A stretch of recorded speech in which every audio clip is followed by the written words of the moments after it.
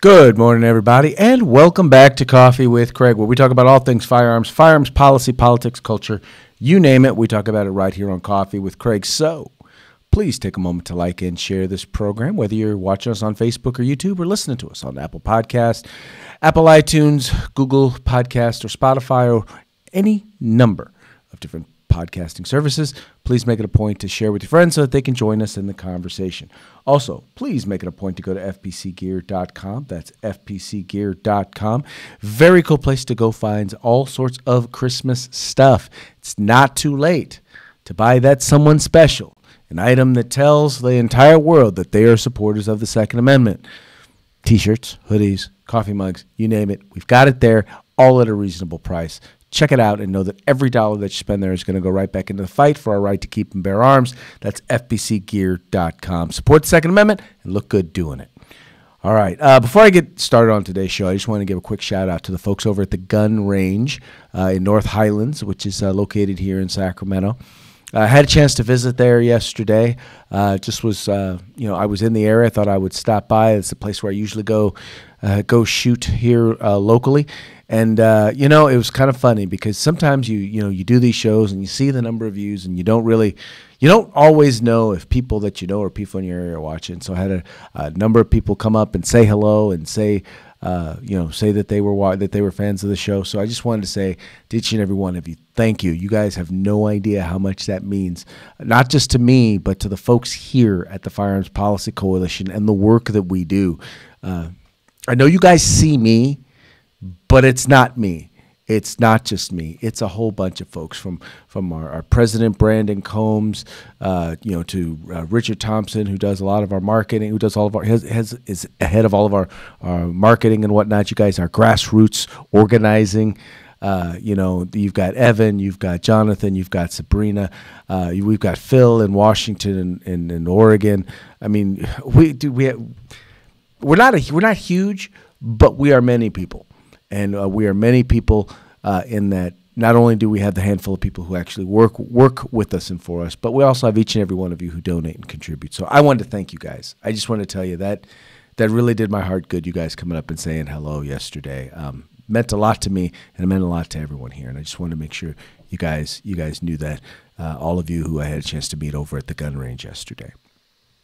All right, now, speaking of the work that we're doing and speaking of our good friend Phil in Washington and Oregon, you guys are familiar with the fight that just recently took place there in the state of Washington regarding an initiative, I-1639. It unfortunately passed. It was a measure that was dubious in distinction, but sadly it's a measure that now that it is in place has emboldened anti-gun activists there in the state of Washington, who now are saying that now that they've gotten that passed, now that they've gotten gun violence restraining laws or red flag laws, now that they're pushing that, they're now going even to the next level, and they want to institute some new stuff there in the state of Washington. And, let's just put it this way. I want to say I told you so. And I want to say, well, as a matter of fact, before I get into that, let's just talk about some of the things that they want to institute. All right, here's some of the things that they want to institute. These are a list of their 2019 priorities. They want to restrict access to high-capacity magazines. That exists in California. Restrict access to firearms to people who have been held mental treatment on involuntary 72-hour hold. That is in place in California. Increasing protection order laws to include threats of hate crimes. That does not exist in California yet, but I'm sure is on its way. Require safety training to get a concealed pistol license. That is in place in the state of California. Giving local authorities the option to ban open carry. Open carry is already banned in the state of California. So that is, once again, what is in place in California. Extending gun-free zones to include childcare and early learning centers. Once again, it's in place in California. And then destroying guns that are confiscated in a crime. Now, this is partially in place in that it's not necessarily law, but it is in fact something that they do here in the state of California. Now, why am I telling you all of this? Why am I pointing to this stuff? And I'm telling you this because, you know, we came to you a couple of years back and we shared with you a major concern that we had regarding something that was going to be happening. It was the West Coast wall of gun control. It was where groups had talked about their desire to push the idea of gun control, California-style gun control, or Californication of gun laws in every state up and down the coast. And here's what we told you guys about it. Last summer, your FPC warned you about a highly coordinated, billionaire-backed gun control effort to expand California-style gun control to Washington and Oregon, and build what they call the West Coast Wall of Gun Control. And then in November, anti-gun ballot measures were passed in Washington, Nevada, and California. The West Coast Wall was going up, and now they want to finish it off. Washington may be the next state to adopt a ban on assault weapons. Gun control advocates feel that they have the momentum to push for some sweeping changes region-wide. Creating a West Coast wall of California, Oregon, and Washington is necessary. These weapons have no place in civilian use. Several Washington and Oregon groups are pushing for a ban on semi-automatic rifles. Anti-Second Amendment billionaires like Michael Bloomberg and Paul Allen are trying to hold you and your families hostage behind a wall of tyranny and oppression, separating you from your constitutional rights, your American heritage, making gun owners like you into second-class citizens and even criminals. Yeah, so we told you, now mind you, that's a video from 2 years ago where we told you that this stuff was coming. We told you that this sort of anti-gun legislation was coming, that they were actually looking at California as a model that they were going to use in order to implement their legislation. So that's why every bill that you just heard about is all, once again, almost all of it is already in place here in the state of California. Now, the lady you see behind me over my shoulder here, her name is Renee Hopkins. She's the CEO for the Alliance for Gun Responsibility. Now, she believes that right now they're going to be able to get every single thing that I just listed. She believes that they're going to be able to get it because they've seen an increase in their Democrat majority or their anti-gun Democrat majority, because we do know that there are some Democrats who are not anti-gun, but they've seen an increase in that majority there in the state of Washington.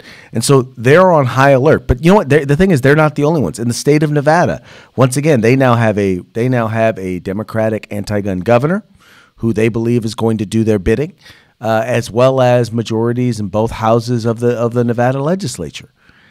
And I'm telling you this because, folks, if you're in Washington, if you're in Oregon, if you're in Arizona, if you're in Nevada, I'm telling you right now, if you are in a state that thinks you're safe, that think because, well, hey, my gun is pro-gun, my state is pro-gun, you may be in for a rude awakening one day.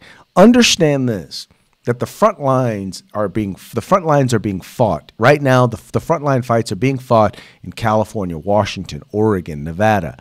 And if we are not successful in those states, then it will spread to Idaho. It will spread. It's already happening in Colorado to a large degree, but you'll start to see it in other states, whether it's Missouri or whether it's Florida. I mean, more and more we're going to start to see states that have traditionally been solid anti-gun, we're going to start to see them head the wrong way. It's the reason why when we talk to you guys, when we send out an alert, right, it's important that even if you don't live in Washington State or you don't live in the state about which we're talking, it's important that you stay engaged, that you get the word out. Because guess what? You probably know people who do. You may not know them personally. They may be your Facebook friends. They may be your Twitter followers, however it is. But you have a sphere of influence. And it's important that we let people like Renee Hopkins know that we are the majority. They are astroturf organizations that don't have any grassroots. They're funded by billionaires. The work that we do, the work that other gun rights organizations do is grassroots. Now, we may be digital grassroots. And when I say digital, what that means is we may reach you electronically. I may not right now be there in Washington, but one, we do have someone there in Washington. But number two, we're getting the word out to the gun owners, to the people who believe in the Second Amendment, to the Second Amendment activists there in Washington. But we can't do it by ourselves, right? Our reach only extends as far as you. And it only reaches beyond you if you allow it to. If you reach out and connect with your friends and tell them about the work of the Firearms Policy Coalition or about these bills. Or look, there are other gun rights groups that are doing work in these states as well. And that's fine. Get behind them if you want to do that. All I'm telling you is you need to make sure you're active. You need to make sure that you are engaged. You need to make sure that you are working with an organization that is fighting this tyranny. Because if you're not, then you're not. If you're not part of the solution, then you are in fact part of the problem. And those who are in the state of Washington right now who are looking at this legislation are already realizing we got enough problems. It's time to be a part of the solution. Be a part of the solution. Help fight against this tyranny. Anyway, folks, that's going to be it for today's Coffee with Craig. Thank you so much for tuning in. Please remember to like and share these programs. Share them with your friends. Tell them about the Firearms Policy Coalition. We are the home in the fight for civil rights. Got to use them or you're going to lose them. You guys take care. If you like our videos, follow, subscribe, like, and share.